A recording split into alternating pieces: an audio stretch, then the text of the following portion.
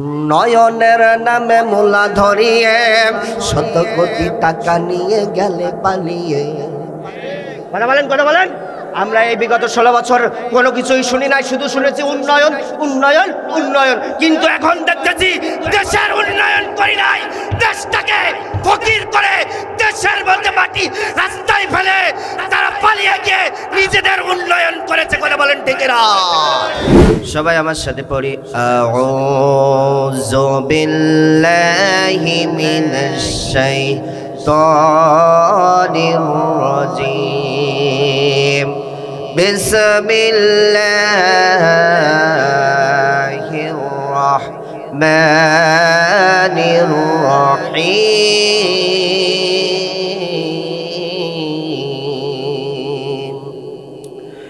নুন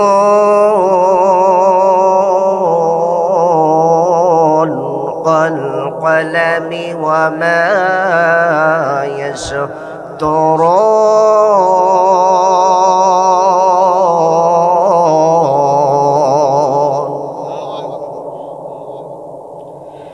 ما أنت بنعمة ربك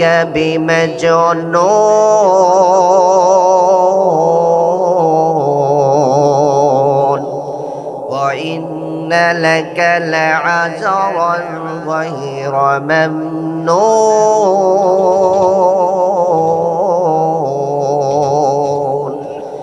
وإنك لعلى خلق عظيم.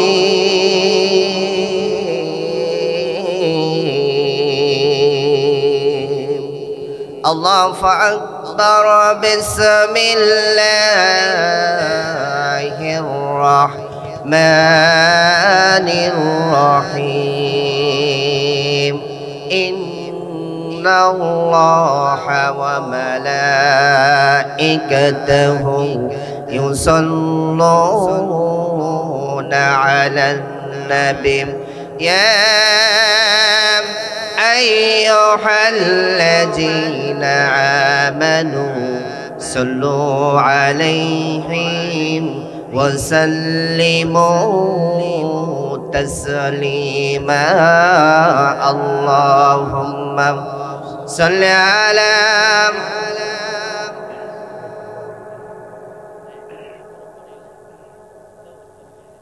وعلى آل سيدنا।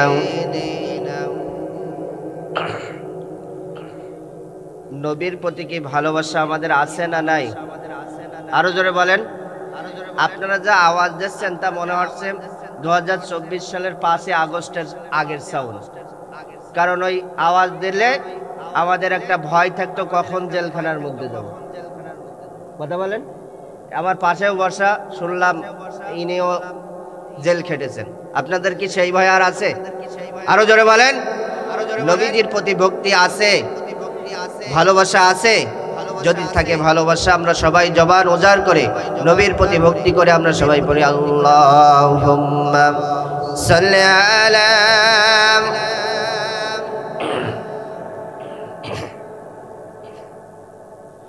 ওয়া আলা আলি সাইয়্যিদিনা। আমার দুই নয়নে অনন্ত ঘুম,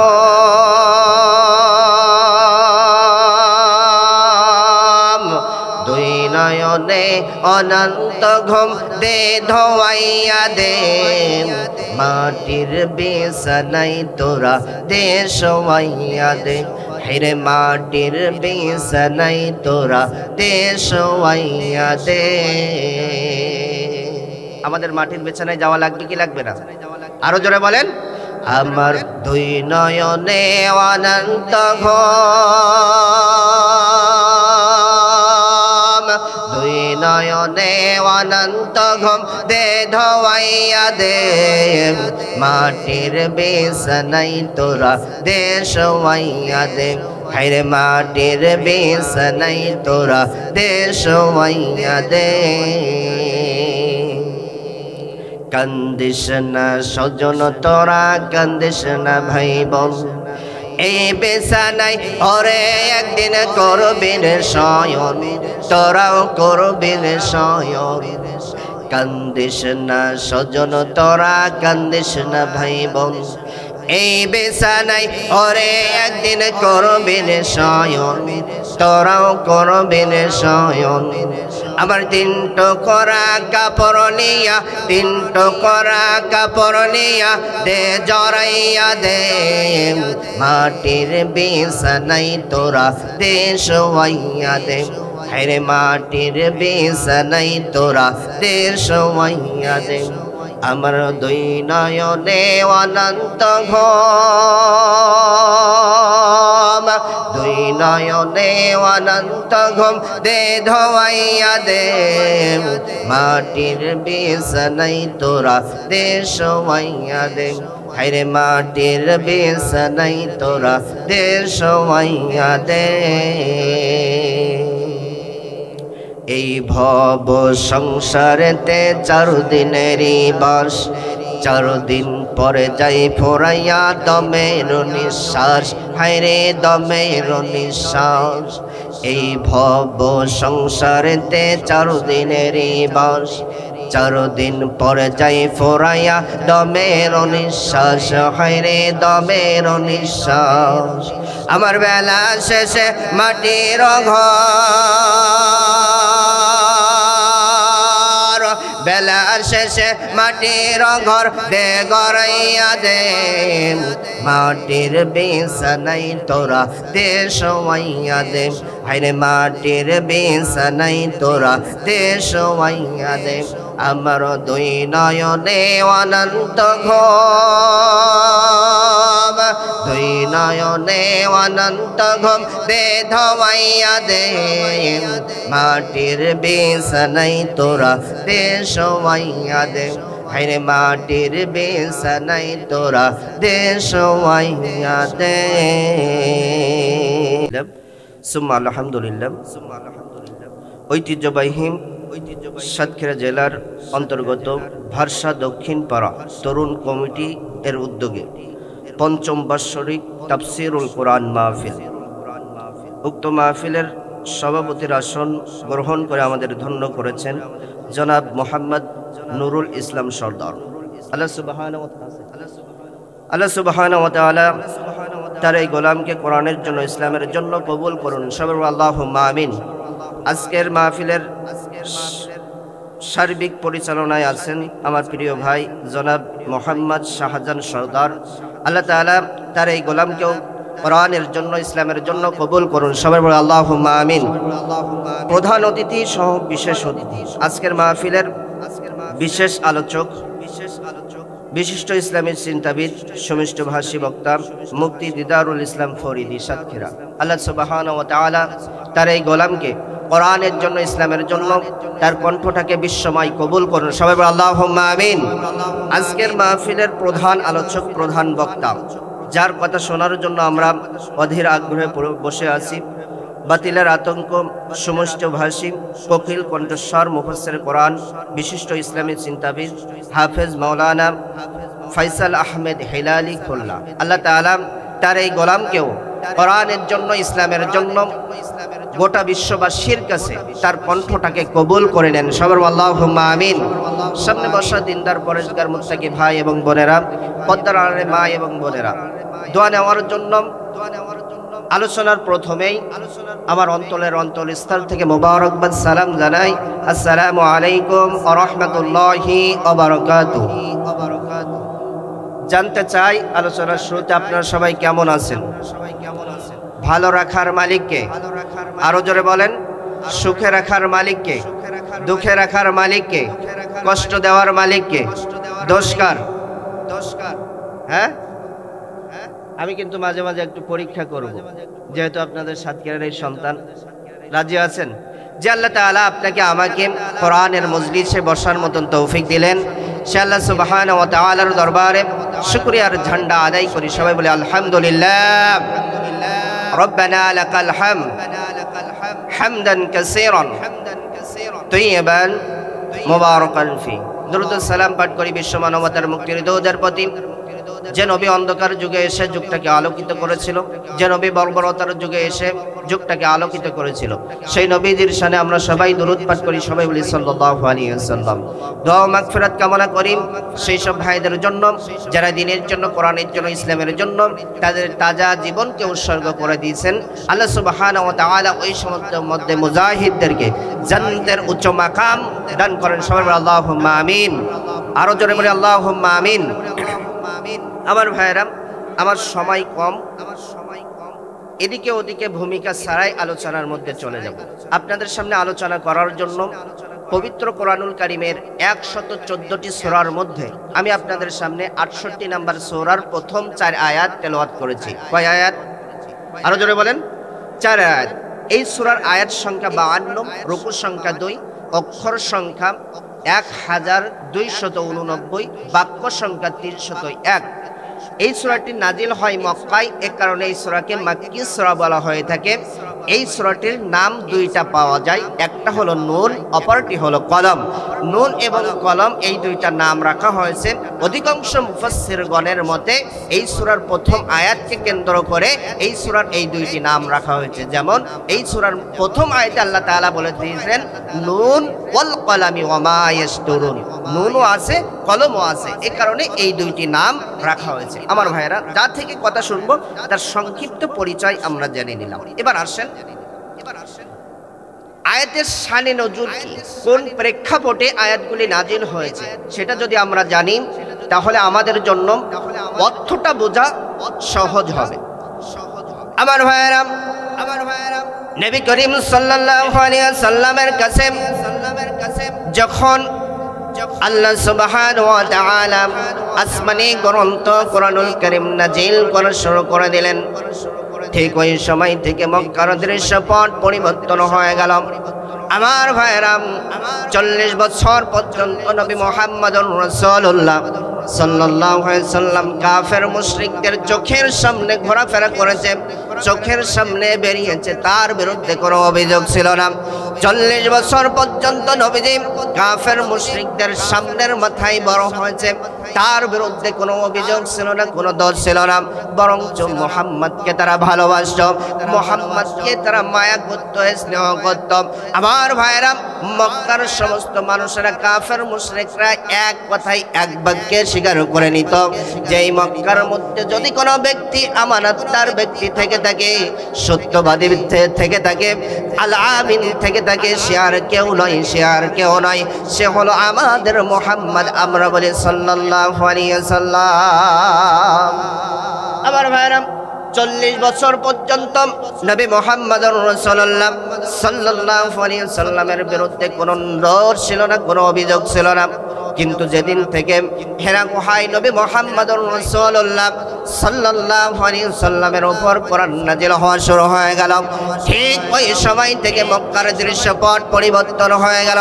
যারা আজ পর্যন্ত নবী মুহাম্মদুর রাসূলুল্লাহ সাল্লাল্লাহু আলাইহি ওয়াসাল্লামকে আল আমিন বলেছে, আর সাদিক বলেছে, কোরআন নাযিল হওয়ার সঙ্গে সঙ্গে ওই সমস্ত কাফের মুশরিকের বাচ্চারা নবীকে বলতে লাগলো কাজ্জাব, মিথ্যাবাদী।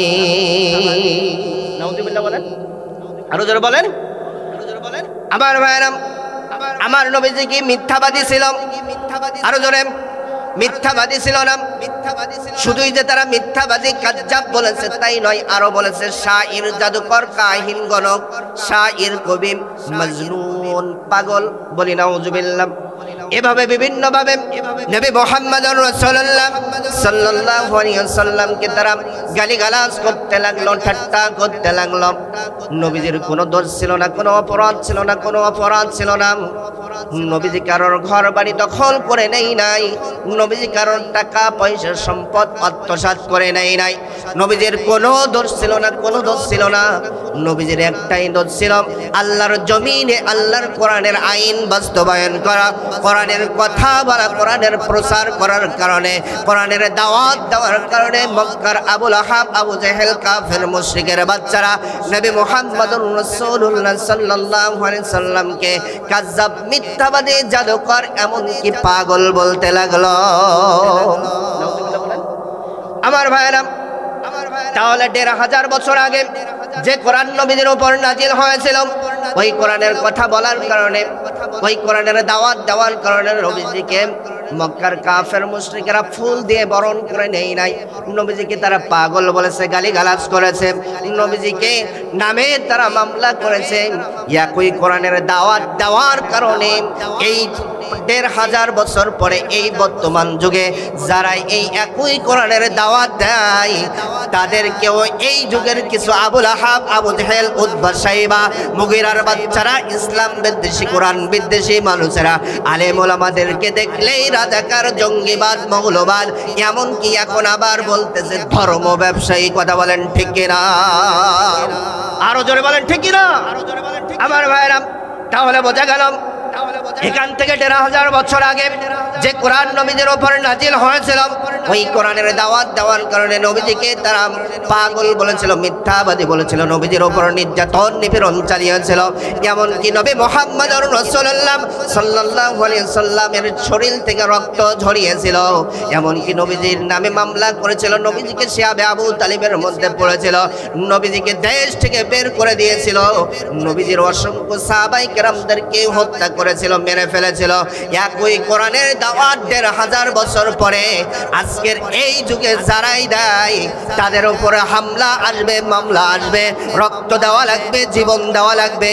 ও সাতক্ষীরা তাওহীদে জনতা আমি দেখতে যাই, জীবন দিতে হলে জীবন দিতে রাজি, রক্ত দিতে হলে রক্ত দিতে রাজি, কিন্তু কোন বাতিল শক্তির কাছে মাথা নত করতে রাজি না। কারা কারা দুই কারা হাত আল্লাহকে দেখান তারা তারা।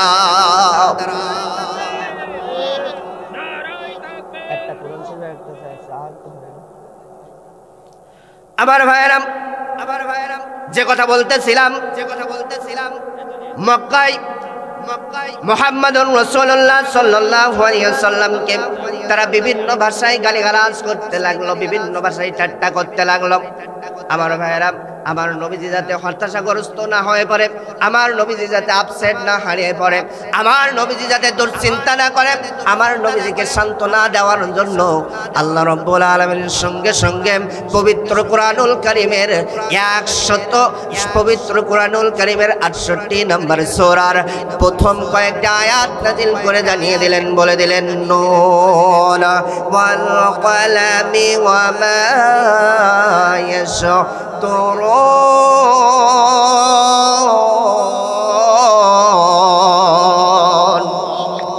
নুন এবং কলমের কসম যা দিয়ে আমরা লিপিবদ্ধ করি।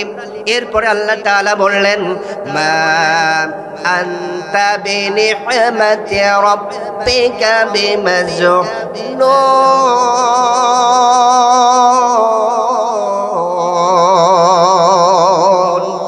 ও নবী, আপনি পাগল নন, আপনি পাগল নন। মক্কার কাফের মুশরিকেরা আপনাকে পাগল বলেন, আর আমি আপনার রব আপনাকেই জানিয়ে দিলাম, আপনাকে আমি দুনিয়াতে পাগল করে পাঠাই না। সুবহানাল্লাহ বলেন, আরো জোরে বলেন। আমার ভাইরা, মক্কার কাফের মুশরিকের বাচ্চারা নবীকে পাগল বলে, আর আমার আল্লাহ তাআলা সার্টিফিকেট দিয়ে দিলেন, ও নবী, মক্কার কাফের বেঈমান নাস্তিকের বাচ্চারা যতই আপনাকে পাগল বলো, আমি আল্লাহ আপনার রব আপনাকে জানিয়ে দিলাম, আমি আপনাকে দুনিয়াতে পাগল করে পাঠাই না। সুবহানাল্লাহ। আমার ভাইরা, সবাই একটু জিকির করি সুবহানাল্লাহ, আলহামদুলিল্লাহ। রাস্তায় যারা আছেন মেহেরবানি করে আপনারা চলে আসেন, চলে আসেন। লা ইলাহা ইল্লাল্লাহ, জোরে লা ইলাহা ইল্লাল্লাহ, লা ইলাহা ইল্লাল্লাহ মুহাম্মাদুর রাসূলুল্লাহ। আমার ভাইরা, যে কথা বলতেছিলাম, মক্কার কাফের মুশরিকের বাচ্চারা নবী মুহাম্মদুর রাসূলুল্লাহ সাল্লাল্লাহু আলাইহি সাল্লামকে পাগল বলতে লাগলো, জাদুকর বলতে লাগলো। আমার নবীকে সান্ত্বনা দেওয়ার জন্য আল্লাহ তাআলা আয়াত নাযিল করে জানিয়ে দিলেন মা আনতা বিনিহমাতি রাব্বিকা বিমাজনুন। ও নবী, আপনি টেনশন করবেন না, টেনশন করবেন না, আপনি আপনার রবের দয়ায় আপনি পাগল নন। সুবহানাল্লাহ। আমার ভাইরা, মক্কার কাফেররা নবীকে পাগল বলতাম। এ কথাতে আল্লাহ তাআলা যুগে যুগে যুগে যুগে মানুষদেরকে জানিয়ে দেওয়ার জন্য আল্লাহ তাআলা পবিত্র কুরআনুল কারীমের মধ্যে জানিয়ে দিলেন, বলে দিলেন ওয়া ক্বালু ইয়া আইয়ুহাল্লাযী নুজ্জিলা আলাইহি যিকরু ইন্নাকা লামাজনুন।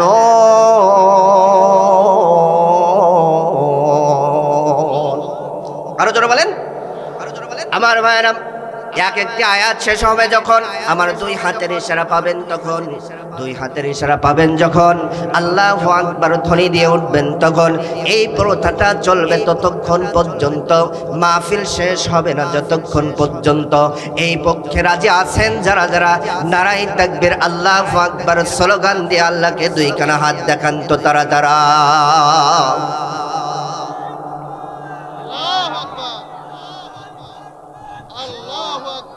এবার প্রমাণ দিতে পারবেন? হ্যাঁ, আল্লাহু আকবার হাতের ইশারা শেষ হবে, আল্লাহু আকবার ধ্বনি দিবেন। রাজি আছেন? আরো জোরে বলেন। আমার ভাই আল্লাহ তাআলা বললেন ওয়া ক্বালু ইয়া আইয়ুহাল্লাযী নুজ্জিলা আলাইহি যিকরু ইন্নাকা লামাজনুন।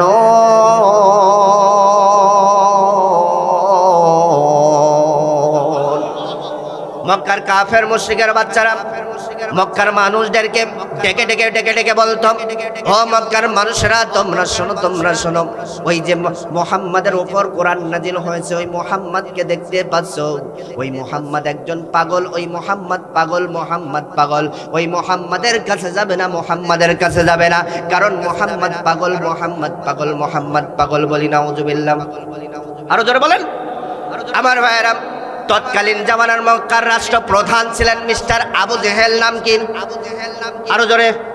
এই আবু জেহেল নবীর নাম নিশানা মুছে ফেলার জন্য, নবীর নাম নিশানা মুছে ফেলার জন্য মক্কার জমিন থেকে, মক্কার মানুষদের কাছ থেকে মুহাম্মাদের নাম নিশানা মুছে ফেলার জন্য তার চক্রান্ত শুরু করলো, ষড়যন্ত্র শুরু করলো। আমার ভাইয়েরা, আবু জেহেলের যত চেলা ছিল, যত সঙ্গী সাথীরা ছিল, যত কর্মী ভাইরা ছিল, সমস্ত কর্মী ভাইদেরকে এক জায়গায় ডাকলেন, এক জায়গায় ডেকে ডাক দিয়ে বললেন, ও আমার কর্মী ভাইরা, ও আমার কর্মী ভাইরা, এই মক্কার মধ্যে তো এখন হজের সময় এসে গিয়েছে, ব্যবসার সময় এসে গিয়েছে। অন্য দেশ থেকে, অন্য রাষ্ট্র থেকে মক্কার মধ্যে মানুষেরা হজ করতে আসবে, ব্যবসা করতে আসবে, আর এসেই যদি মুহাম্মাদের নুরানি চেহারাটা দেখতে পাই, তাহলে তো মুহাম্মাদের হাতে হাত রেখে কালিমা পড়ে ইসলাম ধর্ম গ্রহণ করবে। কি করা যায়, কি করা যায়, কি করা যায়? তোমরা বলো কি করা যায়? কিভাবে মুহাম্মাদের নাম নিশানা মুছে ফেলা যায়? কিভাবে জনগণ থেকে মুহাম্মাদকে বিচ্ছিন্ন করা যায়? বলো বলো বলো। আমার ভাইয়েরা, এক একজনে এক একটা পরামর্শ দিল, এক একটা ষড়যন্ত্রের কথা যখন বললাম, কারোর ষড়যন্ত্রের কথা আবু জেহেল গ্রহণ করলো না, মেনে নিল না। আবু জেহেল ডাক দিয়ে বলল, আমি একটা পরামর্শ দেই, দেখো তো কেমন লাগে। ডাক দিয়ে বললেন, এই মক্কার মধ্যে প্রবেশ দ্বার রয়েছে, অন্য দেশ থেকে এই দেশে আসার জন্য রাস্তা রয়েছে, পথ রয়েছে 12টা। কয়টা? আরো জোরে। জোর হলো না? সামনে নির্বাচন, আরো জোরে, জোরছে বলেন। এই 12টা রাস্তায় আমাদের লোকগুলো নারী পুরুষ দিয়ে লেলিয়ে দেব, টাকা লাগলে টাকা দেব, পয়সা লাগলে পয়সা দেব, যা লাগে তাই দেব, গাড়ি লাগলে গাড়ি দেব, নারী লাগলে নারী দেব। এদের কাজ হবে যারাই হজ করতে আসবে মক্কায়, যারাই ব্যবসা করতে আসবে মক্কায়, তাদের কাছে কাছে গিয়ে গিয়ে বলবে, মক্কার মধ্যে নতুন পাগলের আবির্ভাব হয়েছে, নাম তার মুহাম্মদ, নাম তার মুহাম্মদ, নাম তার মুহাম্মদ। ওই মুহাম্মাদের কাছে যাওয়া যাবে না, মুহাম্মাদের কাছে যাওয়া যাবে না, মুহাম্মাদের কাছে যাওয়া যাবে না, কারণ মুহাম্মদ পাগল, মুহাম্মদ পাগল, মুহাম্মদ পাগল। আমার ভাইরা, এই চক্রান্ত করে আবু জেহেল মক্কার রাষ্ট্র থেকে মিলিয়ন মিলিয়ন মিলিয়ন মিলিয়ন টাকা খরচ করে, মিলিয়ন মিলিয়ন টাকা ব্যয় করে ওই মক্কার 12টি পয়েন্টে যখন নারী পুরুষ দিয়ে লোক লেলিয়ে দিল। আমার ভাইরা, এই ঘটনার সাথে আমাদের বাংলাদেশের ইতিহাসটা একটু মিলান। আমাদের যে বিগত সরকার ছিল, লেডি ফেরাউন খুনি হাসিনা, কথা বলেন, এই খুনি হাসিনা সেও সব থেকে 16 বছর সব থেকে নির্যাতন করেছে, নিপীড়ন করেছে আলেম ওলামাদেরকে। আরো জোরে বলেন। দাড়ি দেখলেই গ্রেফতার। আরো জোরে বলেন। আমার ভাইয়েরা, এই বিগত 16 বছর আলেমদের কিভাবে ধরা যায়, কিভাবে বন্দী করা যায়, কিভাবে ফাঁসির মঞ্চে ঝুলানো যায়, কিভাবে ক্রস ফায়ারে দেয়, চক্রান্ত করলো, ষড়যন্ত্র করলো। এমনকি বাংলাদেশের রাষ্ট্রদূতকে মিলিয়ন মিলিয়ন টাকা খরচ করে খুনি হাসিনা লেডি ফিরাউন জঙ্গি নাটক সাজিয়ে আলেমদেরকে গ্রেফতার করত। কথা বলেন ঠিক কিনা? এই খুনি হাসিনার লেডি ফিরাউনের যদি রক্ত পরীক্ষা করা হয় তাহলে ওই আবু জেহেল আর এই লেডি ফিরাউনের রক্ত শরীরের মধ্যে প্রবাহিতমান। ডান হাত তুলে বলেন ঠিক কিনা? আমার ভাইয়েরা, যে কথা বলতেছিলাম 12টি পয়েন্টে লোকগুলো লেলিয়ে দিলেন, লোকগুলো লেলিয়ে দিলেন। এই লোকগুলো যখন আমার ভাইয়েরা যখনই মক্কার মধ্যে হজ করতে মানুষেরা আসে, যখনই ব্যবসা করতে মানুষেরা আসে, তাদের কানে কানে কানে কানে কানে কানে গিয়ে বলতে লাগলো এই মক্কার মধ্যে একজন নতুন পাগলের আবির্ভাব হয়েছে, নাম তার মোহাম্মদ, নাম তার মোহাম্মদ। ওই মোহাম্মদের কাছে যাবে না, মোহাম্মদের কাছে যাবে না, কারণ মোহাম্মদ পাগল, মোহাম্মদ পাগল, মোহাম্মদ পাগল বলি নাউজুবিল্লাহ। আমার ভাইয়েরা, যারা হজ করতে এসেছিল, যারা ব্যবসা করতে এসেছিল, তারা নিজেরাই বলতে লাগলো এত বছর এই মক্কার মধ্যে হজ করতে আসি, এত বছর ব্যবসা করতে আসি, আজ পর্যন্ত কোনো পাগল দেখলাম না। হঠাৎ কি এমন পাগলের মক্কার মধ্যে আবির্ভাব হয়েছে, তার থেকে আমাদেরকে সাবধান করার জন্য মক্কার রাষ্ট্রপ্রধান মক্কার রাষ্ট্র থেকে মিলিয়ন মিলিয়ন মিলিয়ন মিলিয়ন টাকা খরচ করে। আমাদের হজ হোক বা না হোক, আমাদের ব্যবসা হোক বা না হোক, আমরা এই মুহাম্মদ নামের পাগল না দেখে বাড়িতে যাব না। আল্লাহু আকবার বলেন। দেখবেন মানুষের একটা বদ অভ্যাস রয়েছে, যদি বলা হয় যে পাটকেল ঘাটার মধ্যে একটা পাগল এসেছে, সামনে গেলেই হাতে কামড় মারছে, দেখবেন ওই নড়ি চুরি পাগল দেখার জন্য হাতে কামড়ের ভয় নেই, পাগল দেখার জন্য গাছের আবডাল দেয়ালের আবডাল দিয়ে যাবে। কথা বলেন। যারা হজ করতে এসেছিল, ব্যবসা করতে এসেছিল, তারাও বলতে লাগলো আমাদের হজ হোক বা না হোক, আমরা পাগল মোহাম্মদ নামের পাগল না দেখে বাড়িতে যাব না, বাড়িতে যাব না। আমার ভাইরা, তারা দল বেঁধে মোহাম্মদ নামের পাগল দেখতে ছুটে চললেন। তারা নিজেরাই বর্ণনা করেন, তারা নিজেরাই বর্ণনা করেন, আমরা মোহাম্মদ নামের পাগল দেখার জন্য যতই আমরা মোহাম্মদের দিকে যাই, মোহাম্মদের দিকে যাই, ততই মোহাম্মদের দিক থেকে আমাদের নাকের মধ্যে সুন্দর সুন্দর সুগন্ধি আসতে শুরু করলো। আমরা যখন মুহাম্মাদের কাছে চলে গেলাম, তারা অবাক হয়ে গেল, আশ্চর্য হয়ে গেল, একজন আরেকজনের সাথে বলতে শুরু করলো ও ভাইরাম, আজ পর্যন্ত আমরা কতই না পাগল দেখেছি, কতই না পাগল দেখেছি, যাদের মাথার চুলগুলো থেকে এলোমেলো উষ্ণ খুষ্ক ময়লা, শরীর থেকে পচা দুর্গন্ধ বের হয়, শরীরে যে জামাটি থাকে ওই জামাটি থাকে সেরা দুর্গন্ধ। কিন্তু মুহাম্মদ এ কেমন পাগল, মক্কার মুহাম্মদ এ কেমন পাগল, এ কেমন পাগল। মুহাম্মদকে আমরা যতই দেখি ততই মুহাম্মাদের প্রেমে আমরা পড়ে যাই। রহমাতুল লিল আলামিন নাবিম, রহমাতুল লিল আলামিন নাবিম, কোরআনে প্রমাণ, আশিক বিনে কে বুঝিবে আমার দয়াল নবীর শান, উম্মত বিনে কে বুঝিবে আমার মায়ার নবীর শান। সবাই বলেন তো, রহমাতুল লিল আলামিন নাবিম, রহমাতুল লিল আলামিন নাবিম, কোরআনে প্রমাণ, আশিক বিনে কে বুঝিবে আমার দয়াল নবীর শান, উম্মত বিনে কে বুঝিবে আমার মায়ার নবীর শান। নবী আমার মদিনারে বলবো আমার আল্লাহ ভালোবেসে নামটি দিলেন হাবিবে রাসূল। নবী আমার মদিনারে বলবো আমার আল্লাহ প্রেম করিয়া নামটি দিলেন মোহাম্মদ রাসূল। ওই নবীকে ভুলবো দিলে, ওই নবীকে ভুলবো দিলে থাকবে না ঈমান, আশিক বিনে কে বুঝিবে আমার দয়াল নবীর শান, উম্মত বিনে কে বুঝিবে আমার মায়ার নবীর শান। আমার ভাইরা, যারা হজ করতে এসেছেন, যারা ব্যবসা করতে এসেছেন, তারা মুহাম্মাদের দিকে তাকিয়ে তারা প্রেমে পড়ে গেল। তারা ডাক দিয়ে বলল, মুহাম্মদ বলো বলো বলো বলো, মক্কার মানুষেরা তোমাকে পাগল কি জন্য বলে, কি জন্য বলে? মুহাম্মদুর রাসূলুল্লাহ সাল্লাল্লাহু আলাইহি ওয়াসাল্লাম জবানটা ছেড়ে মিষ্টি কণ্ঠে ডাক দিয়ে বলল, আমার ভাইরা তোমরা শোনো, তোমরা শোনো, এই যারা মক্কার মধ্যে আমাকে পাগল বলতেছে, জাদুকর বলতেছে, আমাকে মিথ্যাবাদী বলতেছে, এরাই আমাকে আল আমিন বলতো, সাদিক বলতো। যখনই আমি কোরআনের দাওয়াত দেওয়া শুরু করেছি, লা ইলাহা ইল্লাল্লাহর দাওয়াত দেওয়া শুরু করেছি, এরাই আমাকে জাদুকর, মিথ্যাবাদী, পাগল বলতে শুরু করে দিয়েছে।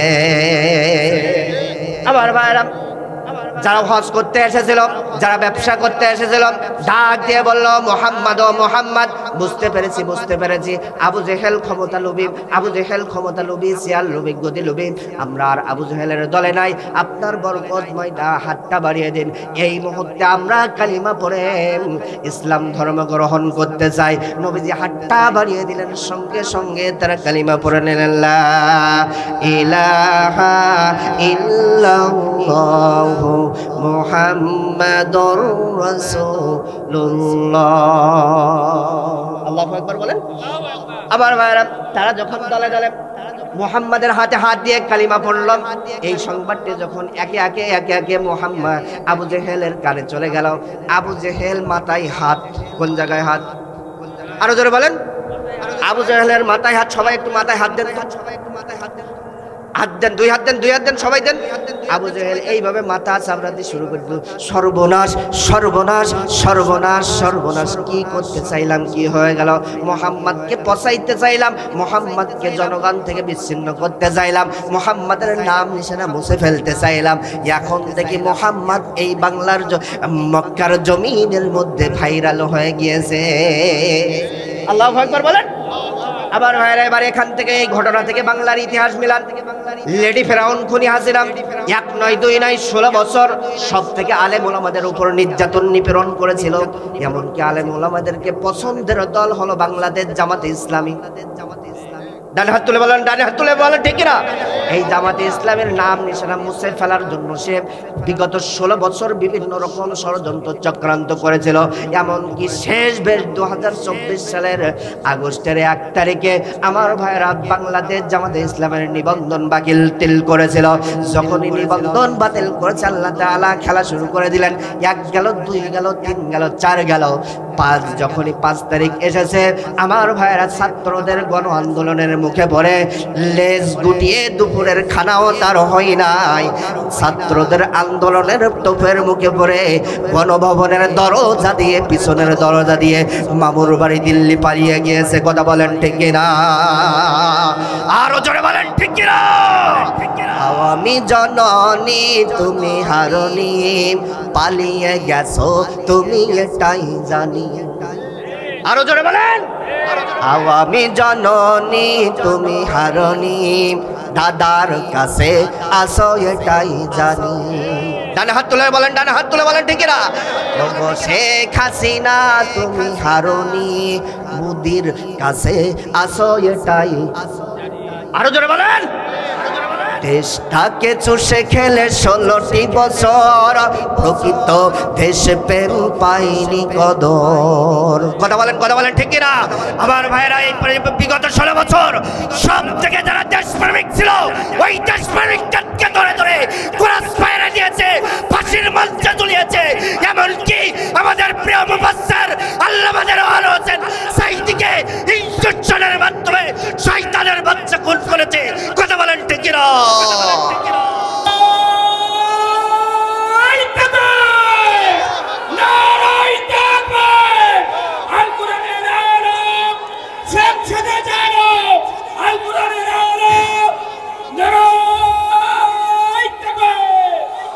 দেশটাকে চষে খেলে 16টি বছর, প্রকৃত দেশ প্রেম পাইনি কদর। তুমি তো ছিলে শয়তানের নানি। ডানা তুলে বলেন ঠিক কিনা? পালিয়ে গেছো তুমি এটাই জানি। ওগো শেখ হাসিনা তুমি হারনি, মোদির কাছে আসো এটাই জানি। কথা বলেন ঠিক কিনা? নয়নের নামে মুলা ধরিয়ে কতক্ষণ কতক্ষণ কতক্ষণ উন্নয়নের নামে মূলা ধরিয়ে 100 কোটি টাকা নিয়ে গেলে পালিয়ে। কথা বলেন কথা বলেন। আমরা এই বিগত 16 বছর কোনো কিছুই শুনি নাই, শুধু শুনেছি উন্নয়ন উন্নয়ন উন্নয়ন। কিন্তু এখন দেখতেছি দেশের উন্নয়ন করি নাই, দেশটাকে ফকির করে দেশের মধ্যে মাটি রাস্তায় ফেলে তারা পালিয়ে গিয়ে নিজেদের উন্নয়ন করেছে। কথা বলেন ঠিক না? দেশটাকে উন্নয়নের নামে মূলা ধরিয়ে 100 কোটি টাকা নিয়ে গেলে পালিয়ে। তুমি তো ছিলে সেরা 7 জন্যে পালিয়ে গেছো তুমি এটাই জানি। ওগো শেখ হাসিনা তুমি হারনি, দাদার কাছে আসো এটাই জানি। আলেম ওলামাকে দিয়েছো ফাঁসি, মুখে বলেছ কোরআন ভালোবাসি। কথা বলেন কথা বলেন কথা বলেন ঠিক না? আবার ভাইরা বিগত 16 বছর আমরা দেখাচ্ছি সব থেকে আলেমদেরকে পুরাস ফায়রা দিয়েছে, আলেমদেরকে ফাঁসির মঞ্চে তুলেছে। আমাদের প্রাণ প্রভুবাসের আল্লামা দেলোয়ার হোসেন সাঈদীকে এই যুদ্ধের মাধ্যমে শয়তানের বাচ্চা খুন করেছে। কথা বলেন ঠিক না? আলেম ওলামার দিয়েছো ফাঁসি, মুখে বলেছ কোরআন ভালোবাসি। তুমি তো ছিলে সেরা মিথ্যাবাদী, পালিয়ে গেছো তুমি এটাই। আরো জোরে বলেন আরো জোরে বলেন। আমার ভাইরা দেখা গেল যখন সে পালিয়ে চলে গেল বাংলাদেশ থেকে 5 তারিখে যখন গণ আন্দোলনের মুখে 5 তারিখে যখন পালিয়ে চলে গিয়েছে, ওই 5 তারিখের পর থেকে বাংলাদেশ জামাতে ইসলামের নামটা আল্লাহ তাআলা বাংলাদেশের মানুষের কাছে ভাইরাল করে দিয়েছেন। কথা বলেন ঠিক না? আরো জোরে বলেন ঠিক না? সে শয়তানের বাচ্চা শুধু বলতো আমি 41 সাল পর্যন্ত ক্ষমতার চেয়ারে থাকবো। কতক্ষণ কতক্ষণ শয়তানের বাচ্চা 2024 সালে ওয়ালাউ। কতক্ষণ কতক্ষণ পৃথিবীর জমিনে এটাই রেকর্ড, 300 আসনের প্রার্থী একসাথে গায়েব হয়ে গিয়েছে, একসাথে পালিয়ে গিয়েছে। আমার ভাইয়েরা ছোট্ট একটা ঘটনা বলবো বলবো বলবো রাগ করবেন না তো? আপনাদের গায়ে পড়লে রাগ করবেন না তো? এক লোক 7 তলা বিল্ডিং বানিয়েছে। কয় তলা? আরো জোরে বলেন। 7 তলা বিল্ডিং বানিয়ে ওই 7 তলার ওপরের তলায় একটা সুন্দর কোটি কোটি টাকা খরচ করে পাথুরি টাইলস দিয়ে ঘর তৈরি করেছে। ওই ঘরের মধ্যে একটা খাট আর একটা কম্বল রেখেছে। ওই খাটের উপর ওই ঘরের মধ্যে যখন প্রবেশ করেছে, খাটের উপর যখন শুয়ে পড়েছে, কম্বলটা যখন মুড়িয়ে দিয়েছে, ওই ব্যক্তি বলতে লাগলো যে আমার এই 7 তলা থেকে কেউ নামাইতে পারবে না, কেউ নামাইতে পারবে না, কেউ নামাইতে পারবে না। বলেন তো ভাইরা, ওই 7 তলা থেকে যায় ওই ব্যক্তিকে যিনি নামাইতে পারেন তিনি কে? আরো জোরে ডানে হাত তুলে বলেন তিনি কে? আমার ভাইয়েরা রাত 9টার সময় অহংকার করলো কেউ নামাইতে পারবে না, কেউ নামাইতে পারবে না।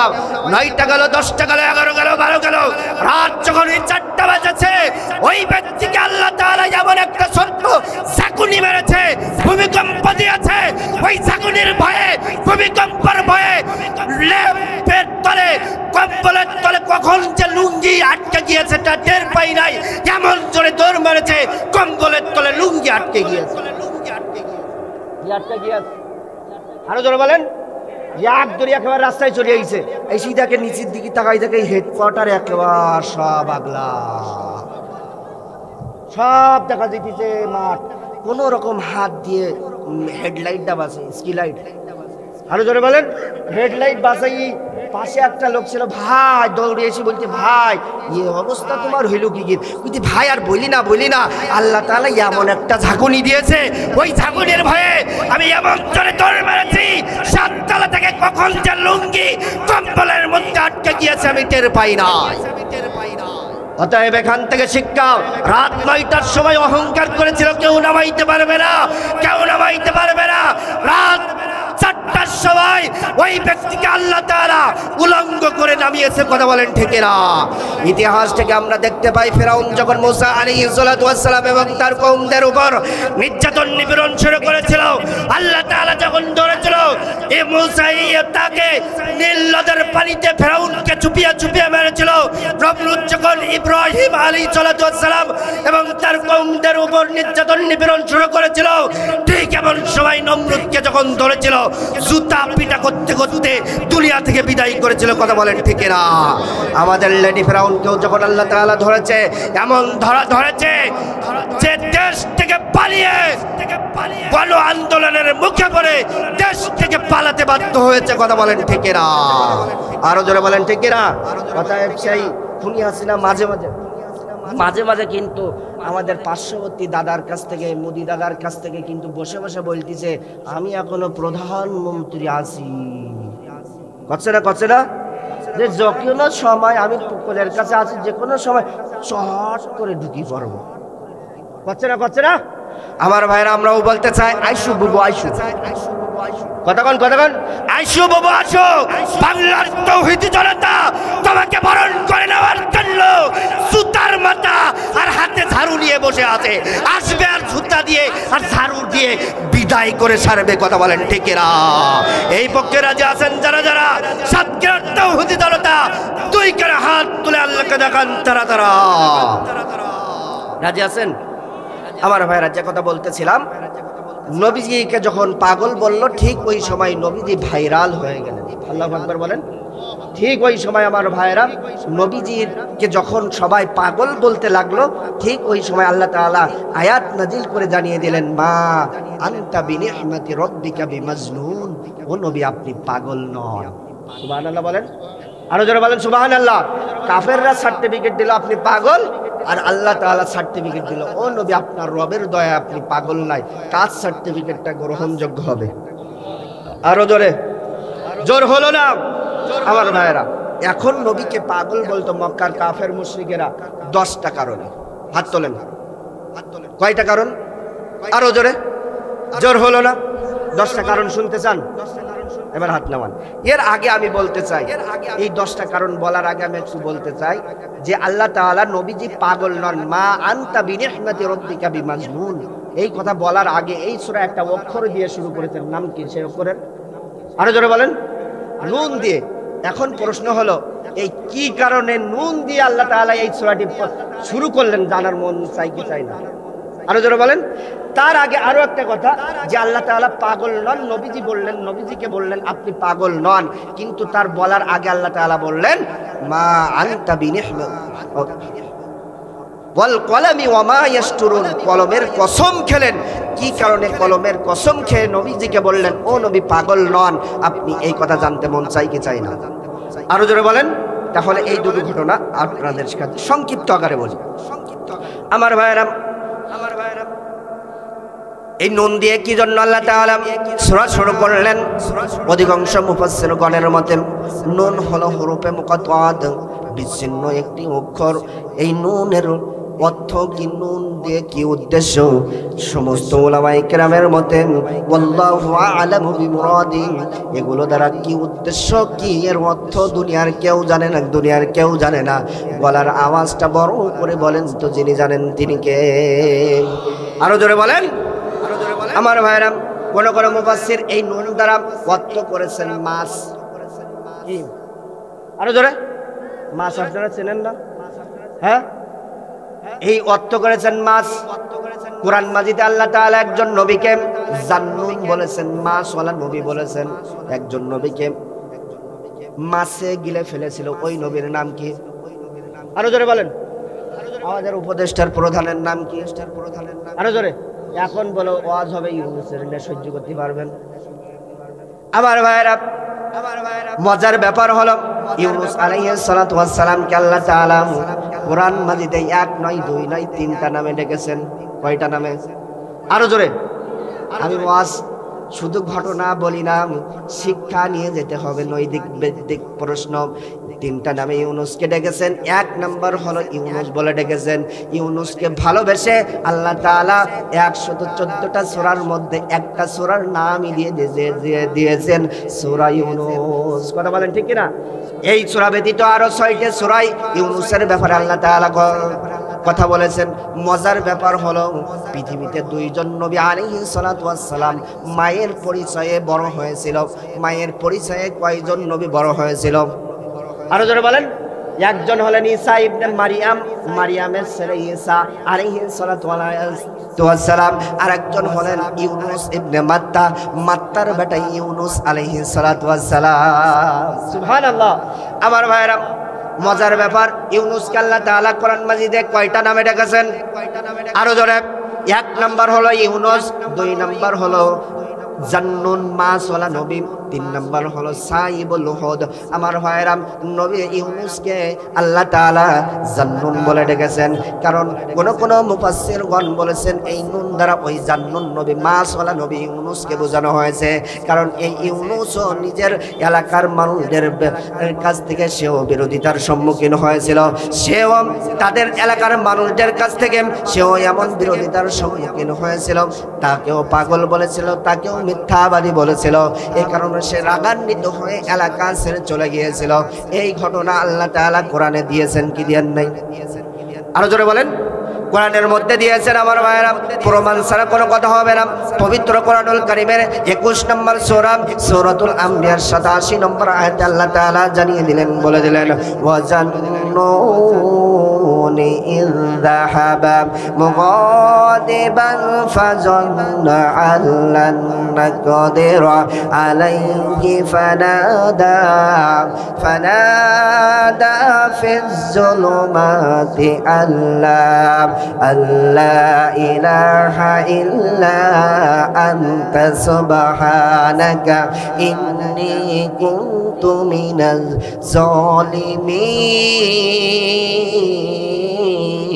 জালিমিন। আল্লাহ তাআলা বললেন, স্মরণ করো সেই জান্নুনের কথা, মাসওয়ালা নবীর কথা, তাকে যে এলাকার জন্য আমি নবী হিসেবে প্রেরণ করে দিয়েছিলাম, পাঠিয়ে দিয়েছিলাম, সেই এলাকার মানুষের উপর রাগান্বিত হয়ে এলাকা ছেড়ে চলে গিয়েছিল। আমার ভাইরা, এই ঘটনার মূল ব্যাখ্যা হলো কিতাবের মধ্যে পাওয়া যায়, তাফসীরের মধ্যে পাওয়া যায়। ইউনুস আলাইহিস সালাতু ওয়াস সালামকে যে এলাকার জন্য, যে কওমের জন্য নবী হিসেবে আল্লাহ তাআলা পাঠিয়েছিলেন, সেই এলাকার মানুষদের কাছে দীর্ঘদিন দিনের দাওয়াত দিয়েছিল। এই দীর্ঘদিন দিনের দাওয়াত দেওয়ার পরেও ইউনুস আলাইহিস সালাতু ওয়াস সালামের এলাকার মানুষেরা তার দিন গ্রহণ করে নাই, তার কালিমা গ্রহণ করে নাই। আমার ভাইরা, ইউনুস আলাইহিস সালাতু ওয়াস সালাম দাওয়াত যখন গ্রহণ করলেন না, প্রত্যাখ্যান করলেন, রিজেক্ট করলেন, বাতিল করে দিলেন, ইউনুস আলাইহিস সালাতু ওয়াস সালাম সঙ্গে সঙ্গে রাগান্বিত হলেন। আল্লাহ তাআলার হুকুম আসার আগেই তিনি হুকুম দিয়ে দিলেন যে, ও আমার এলাকার মানুষেরা, তোমরা শুনে নাও, তোমরা জেনে নাও, আগামী 3 দিনের মধ্যে আল্লাহ তাআলা তোমাদেরকে আযাব দিয়ে, গজব দিয়ে আল্লাহ তাআলা তোমাদেরকে ধ্বংস করে দিবে। আল্লাহু আকবার বলেন। কয়দিন? আরে জোরে। 3 দিনের আলটিমেটাম দিয়ে ইউনুস আলাইহিস সালাতু ওয়াস সালাম রাগান্বিত হয়ে এলাকা ছেড়ে চলে গেলেন। যেতে যেতে যেতে যেতে যেতে যেতে আমার ভাইরা, এদিকে ইউনুস আলাইহিস সালাতু ওয়াস সালামের এলাকার মানুষেরা ইউনুস আলাইহিস সালাতু ওয়াস সালামের দ্বীনের দাওয়াত গ্রহণ না করলে কি হবে, কি হবে, তাকে তারা ভালোবাসতো, তাকে যে তাদের মাধ্যমে তাদের কাছে, তাদের কওমের কাছে যে নবী হিসেবে প্রেরণ করা হয়েছে, তাদের কাছে যে নবী হিসেবে ইউনুস আলাইহিস সালাতু ওয়াস সালাম এসেছে, তারা মানত, তারা এটাও গ্রহণ করত, আগামী 3 দিনের মধ্যে আমাদের উপর আল্লাহ তাআলা আযাব গজব দিবেন। আমার ভাইরা, তারাও আযাবের গজবের যখন কিছু নমুনা যখন লক্ষ্য করতে লাগলো, ঠিক এমন সময় ইউনুস আলাইহিস সালাতু ওয়াস সালামের এলাকার মানুষেরা, ইউনুস আলাইহিস সালাতু ওয়াস সালামের এলাকার মানুষেরা তাদের গবাদি পশু এবং শিশু বাচ্চাদেরকে নিয়ে এলাকা ছেড়ে, বাড়িঘর ছেড়ে বন জঙ্গলের মধ্যে চলে গেল। বন জঙ্গলের মধ্যে যাওয়ার পর আমার ভাইরা, তারা তওবা করলেন, অনুতপ্ত হয়ে তওবা করলেন। আল্লাহ তাআলা তাদের তওবা কবুল করে নিলেন। কিতাবের মধ্যে পাওয়া যায়, কোনো মানুষ বা কোনো জাতি অনুতপ্ত হয়ে যদি আল্লাহ তাআলার কাছে তওবা করতে পারে, মাফ চাইতে পারে, আল্লাহ তাআলা তাদেরকে মাফ করে তাদের জীবনের সমস্ত গুনাহগুলো মাফ করে দেয়। আমার ভাইরা, ইউনুস আলাইহিস সালাতু ওয়াস সালামের কওমের মানুষদেরকেও আল্লাহ তাআলা মাফ করে দিলেন, তাদেরকেও ক্ষমা করে দিলেন, তাদের তওবা কবুল করে নিলেন। ঠিক তওবা যখন কবুল করে নিলেন, তাদের উপর আল্লাহ তাআলা আর আযাব আর গজব দিয়ে তাদেরকে ধ্বংস করলেন না। ঠিক এই সংবাদ যখন ইউনুস আলাইহিস সালাতু ওয়াস সালামের কানে যখন চলে গেল, ইউনুস আলাইহিস সালাতু ওয়াস সালাম মনে মনে চিন্তা করতে লাগলো, আমি তো 3 দিনের আলটিমেটাম দিয়ে এসেছিলাম, এখন যদি আমি আমার বাড়িতে চলে যাই, আমার এলাকার মধ্যে চলে যাই, মানুষেরা আমাকে মিথ্যাবাদী বলবে। কি বলবে? আরো জোরে বলেন। মিথ্যাবাদী বলবে। আর ওই সময় একটা প্রথা চালু ছিল, যদি কোনো ব্যক্তি মিথ্যাবাদী সাব্যস্ত হয়ে থাকে তাকে হত্যা করা হতো, মৃত্যুদণ্ড দেওয়া হতো। ইউনূস আলাইহিস সালাতু ওয়াস সালাম মনে মনে চিন্তা করলেন, আমি যদি আমার এলাকায় চলে যাই তাহলে আমাকে মিথ্যাবাদী বলবে, আমাকে নিয়ে আমার এলাকার মানুষেরা সমালোচনা শুরু করবে, আমাকে নিয়ে কি সমালোচনা করবে কি না করবে। এই চিন্তা করে ইউনূস আলাইহিস সালাতু ওয়াস সালাম সেই এলাকার মধ্যে আর গেলেন না, সে তার কওমের মধ্যে তার বাড়ির দিকে আর গেলেন না, ওয়াজানা গন্তব্যের দিকে রওনা করলেন। যেতে যেতে যেতে যেতে বিশাল বড় একটা নদী পড়েছে, একটা সমুদ্র পড়েছে। আমার ভাইরা বলেন তো শুনি, ওই সমুদ্র পার হওয়ার জন্য, নদী পার হওয়ার জন্য কি দরকার? আরো জোরে বলেন। নৌকা, কথা বল। ও নৌকা কিন্তু ডুবে গেছে, ওর আর মাথা সেরাম করে উঠতে দেব না, কথা বল। আমার ভাইরা ইউনূস আলাইহিস সালাতু ওয়াস সালাম নৌকার জন্য, জাহাজের জন্য অপেক্ষা শুরু করলেন। করতে করতে বিশাল বড় একটা জাহাজ চলে আসলো। আমার ভাইরা ইউনূস আলাইহিস সালাতু ওয়াস সালাম ওই জাহাজের উপরে উঠলেন, ইউনূসকে নিয়ে ওই জাহাজ ছুটে চললেন। যেতে যেতে যেতে যেতে মাঝ দরিয়ায় যখন চলে গেল, ঠিক এমন সময় ঘূর্ণিঝড় শুরু হয়ে গেল, তুফান শুরু হয়ে গেল, জলোচ্ছ্বাস শুরু হয়ে গেল। ঠিক এমন সময় ওই জাহাজের নাবিক দৌড়ে চলে এসে ডাক দিয়ে বলতে লাগলো, ও জাহাজের যাত্রী ভাইরা, ও জাহাজের যাত্রী ভাইরা, একজন ব্যক্তি এই জাহাজের মধ্যে বেশি হয়ে গিয়েছে। কয়জন? আর জোরে বলেন। একজন ব্যক্তি বেশি হয়ে গিয়েছে। এই একজন ব্যক্তিকে যদি মাছ দরিয়ায় ফেলে না দেওয়া হয় তাহলে তো আমরা সবাই এই মাছ দরিয়ায় হাবুডুবু খেয়ে মারা যাব। আমার ভাইরা কেউ রাজি হয় না, কেউ রাজি হয় না, কাকে ফেলে দেব, কাকে ফেলে দেব, কেউ রাজি হয় না, কেউ রাজি হয় না। ঠিক এমন সময় ওই জাহাজের নাবিক ডাক দিয়ে বললেন, আমরা একটা কাজ করি, একটা কাগজে আমরা সবার নাম লিখি, নাম লিখে আমরা লটারি করে যার নাম উঠে আসবে তাকেই আমরা এই মাছ দরিয়ার মধ্যে আমরা ধাক্কা মেরে ফেলে দেব। আল্লাহু আকবার। আমার ভাইরা সবার নাম লিখলেন, লটারি করলেন। একটা লটারি যখন তুললেন, কাগজটা খুলে দেখে ওই লটারির মধ্যে, ওই কাগজের মধ্যে আল্লাহ রাব্বুল আলামিনের কুদরতে ইউনূস আলাইহিস সালাতু ওয়াস সালামের নাম উঠে এসেছে। আল্লাহু আকবার। জোরে বলেন, আরো জোরে।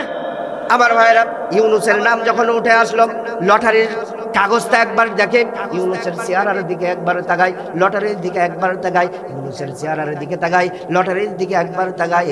তারা বলতে লাগলো, না না না না না না না না, এমন সুন্দর যুবককে আমরা পানির মধ্যে ধাক্কা মেরে ফেলে দিতে পারি না। আরো জোরে বলেন আল্লাহু আকবার। এত সুন্দর যুবককে আমরা ফেলে দিতে পারি না। কি করব, কি করব? আমরা পুনরায় আবার লটারি করব, যার নাম উঠবে তাকে আমরা ফেলে দেব। আবার পুনরায় লটারি শুরু করলেন। আর একটা কাগজ যখন তুললেন, দেখা গেল ওই লটারির মধ্যে আবারও ইউনূস আলাইহিস সালাতু ওয়াস সালামের নাম উঠে এসেছে। আল্লাহু আকবার বলেন। আমার ভাইরা ইউনূসের নাম যখন উঠেছে, সবাই লটারির দিকে তাকায় আর ইউনূসের দিকে তাকায়। সবাই বলতে লাগলো, এত সুন্দর যুবককে, এত সুন্দর মানুষকে আমরা কিভাবে ফেলে দেব, কিভাবে ফেলে দেব? আমরা আবার লটারি করব। আল্লাহু আকবার বলেন। আবার ভাইরা তৃতীয়বার আবার লটারি শুরু করলেন। তৃতীয়বার লটারি শুরু করার সঙ্গে সঙ্গে দেখা গেল ওই তৃতীয়বারও ইউনূস আলাইহিস সালাতু ওয়াস সালামের নাম ওই লটারির মধ্যে উঠে এসেছে। আল্লাহু আকবার। আবার ভাইরা ইউনূসের লটারির দিকে তাকায় আর ওই চেয়ারের দিকে তাকায়। তারা আবার বলতে লাগলো, না না না না না, আমরা ইউনূসকে ফেলে দিতে পারি না, এত সুন্দর যুবককে আমরা মেরে ফেলতে পারি না, আমরা আবার লটারি করব। ইউনূস আলাইহিস সালাতু ওয়াস সালাম বুঝতে পারলেন, সঙ্গে সঙ্গে ডাক দিয়ে বললেন, ও আমার এলাকায়, ও জাহাজের সমস্ত যাত্রী ভাইরা, যেহেতু আমার নাম উঠতেছে বারবার আর তোমরা আমাকে ফেলে দিতে দ্বিধা দ্বন্দ্বের মধ্যে পড়তেছ, ঠিক আছে ঠিক আছে ঠিক আছে, আমাকে তোমাদের ফেলে দেওয়া লাগবে না, আমি নিজে এই মাছ দরিয়ার মধ্যে ঝাঁপ মারছি। আরো জোরে বলেন, আরো জোরে বলেন।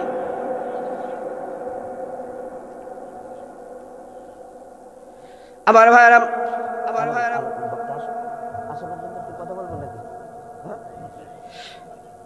আমার ভাইরা, আমার ভাইরা, যে কথা বলতেছিলাম ইউনূস আলাইহিস সালাতু ওয়াস সালাম বললেন, তোমাদেরকে আমার ফেলে দেওয়া লাগবে না, ফেলে দেওয়া লাগবে না, আমি নিজেই ঝাঁপ মারছি। ইউনূস আলাইহিস সালাতু ওয়াস সালাম এই কথা বলে নিজেই ওই পানির মধ্যে, মাছ দরিয়ার মধ্যে ঝাঁপ মারলেন। ঝাঁপ মারার সঙ্গে সঙ্গে, লাফ মারার সঙ্গে সঙ্গে দেখা গেল ইউনূসকে বিশাল বড় একটা মাছ গিলে ফেলেছে। আল্লাহু আকবার। আরো জোরে বলেন আল্লাহু আকবার। আমার ভাইয়েরা বিশাল বড় একটা মাছ যখন গিলে ফেলেছে, ঠিক এমন সময় আমার ভাইয়েরা কোন কোন কিতাবের মধ্যে পাওয়া যায় ইউনুস আলাইহিস সালাতু ওয়াস সালাম ত্রিবেদী অন্ধকারের মধ্যে নিমজ্জিত হলেন, অর্থাৎ তিনটা অন্ধকারের মধ্যে নিমজ্জিত হলেন। একটা হলো রাতের অন্ধকার, আর একটা হলো যারা সমুদ্র বিজ্ঞান নিয়ে লেখাপড়া করেছেন তারা জানেন সমুদ্রের তলদেশটা হলো অন্ধকার, ওই 2 নাম্বার অন্ধকার হলো সমুদ্রের তলদেশের অন্ধকার, আর 3 নাম্বার অন্ধকার হলো মাছের পেটের অন্ধকার। আছে না নাই? আরো জোরে বলেন। এই 3টা অন্ধকারে যখন পড়ে গেলেন, ঠিক এমন সময় ইউনুস আলাইহিস সালাতু ওয়াস সালাম ওই বিপদে পড়ে সমুদ্রের তলদেশ থেকে মাছের পেটের মধ্য থেকে যদি আপনাদের সাতক্ষীরা সদরের এই পাটকেলঘাটা থানার মানুষদেরকে ডাকে, ভারসার মানুষদেরকে ডাকে, ও ভারসার মানুষেরা, পাটকেলঘাটার থানার মানুষেরা, আমি বিপদে পড়েছি, আমাকে বাঁচাও, আমাকে বাঁচাও, মনে হয় আপনারা দৌড়ে যাবেন ইউনুসকে বাঁচানোর জন্য। যাবেন পারবেন বাঁচাতে? আমার ভাইরা পারবেন না। ইউনুস আলাইহিস সালাতু ওয়াস সালাম বুঝতে পারলেন আমাকে কেউ বাঁচাইতে পারবে না, দুনিয়ার নেতা খেতা পিতামাতা কেউ কোনো মানুষ বাঁচাইতে পারবে না, আমাকে যিনি বাঁচাইতে পারবেন গলার আওয়াজটা বড় করে বলেন তো তিনি কে? আমার ভাইরা ইউনুস আলাইহিস সালাতু ওয়াস সালাম বুঝতে পারলেন আমাকে নবমণ্ডল ভূমণ্ডল আসমান জমিনের কেউ বাঁচাইতে পারবে না, আমাকে আমার রব ছাড়া কেউ বাঁচাইতে পারবে না। ঠিক ইউনুস আলাইহিস সালাতু ওয়াস সালাম এই চিন্তা করে, এই যে চিন্তা করে ওই সমুদ্রের তলদেশ থেকে মাছের পেটের মধ্য থেকে ইউনুস আলাইহিস সালাতু ওয়াস সালাম তিনি দোয়া করতে লাগলেন কার কাছে? আরো জোরে বলেন কার কাছে?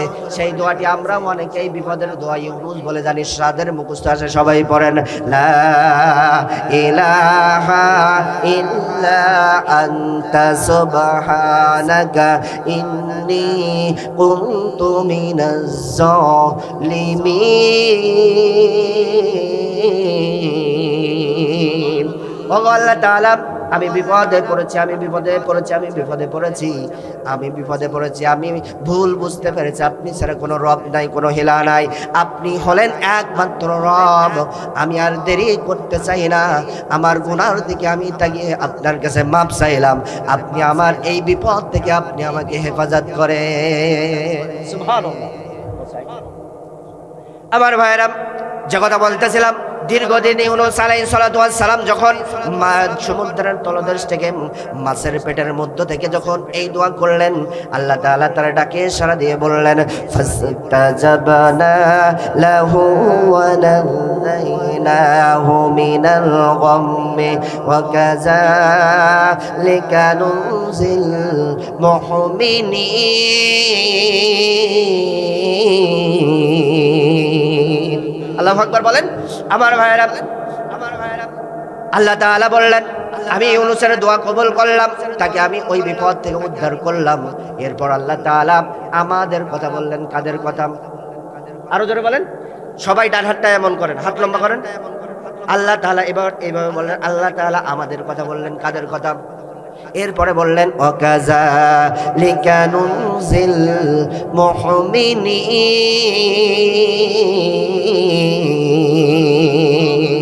এভাবে কোন ইমানদার ব্যক্তি, মুমিন ব্যক্তি, মুত্তাকি ব্যক্তি যদি বিপদে পড়ে আমার কাছে পানাহ চাইতে পারে, আমার কাছে যদি ওই বিপদ থেকে উদ্ধার করা চাইতে পারে, আমি রব্বে কারীম বলে দিলাম ওই বিপদ থেকে আমি আমার আল্লাহ বান্দাকে আমি ওই বিপদ থেকে আমি উদ্ধার করব। সুবহানাল্লাহ। এখন অনেকে বলতেছে আমাদের লেডি ফেরাউন খুনি হাসিনা দাদার দেশে, মামুর দেশে মোদি দাদার কাছে গিয়ে দোয়া ইউনুস পড়তে চাচ্ছে। কোন দোয়া? বিপদের দোয়া ইউনুস পড়তে চাচ্ছে, কিন্তু পারছে না। কারণ আমাকে প্রধান উপদেষ্টার নাম কি? ভাসুরের নাম তো নেওয়া যাবে না। কতক্ষণ?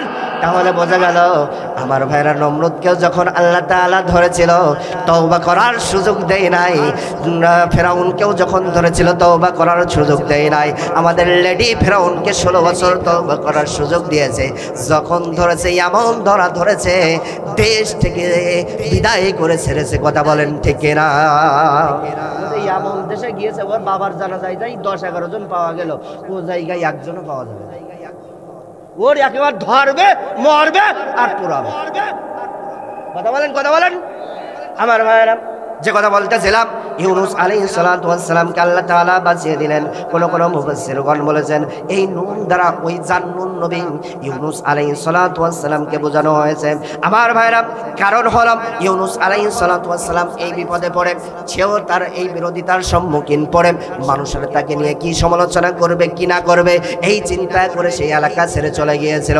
আল্লাহ তাআলা সঙ্গে সঙ্গে আয়াত নাজিল করে জানিয়ে দিলেন, মা আনতা বিনিহমাতি রাব্বিকা বিমাজনুন, ও নবী ও নবী ও নবী, ইউনুসের মতন তায়েফ বদর উহুদ বালাকত পদ পাড়ি দিতে হয়, ইমানের পথ কাটাই ভরা ফুল বিছানো নয়। কথা বলেন ঠিক না? অতএব আমার ভাইরা, এই ইমানের পথ হলো কাঁটাযুক্ত থাকে, ফুল বিছানো থাকে না। এই পথে চলতে গেলে আপনার উপর নির্যাতন হবে, নিপীড়ন হবে, জুলুম আসবে, নির্যাতন হবে, তবু এই দাওয়াতি ময়দান ছেড়ে যাওয়া যাবে না।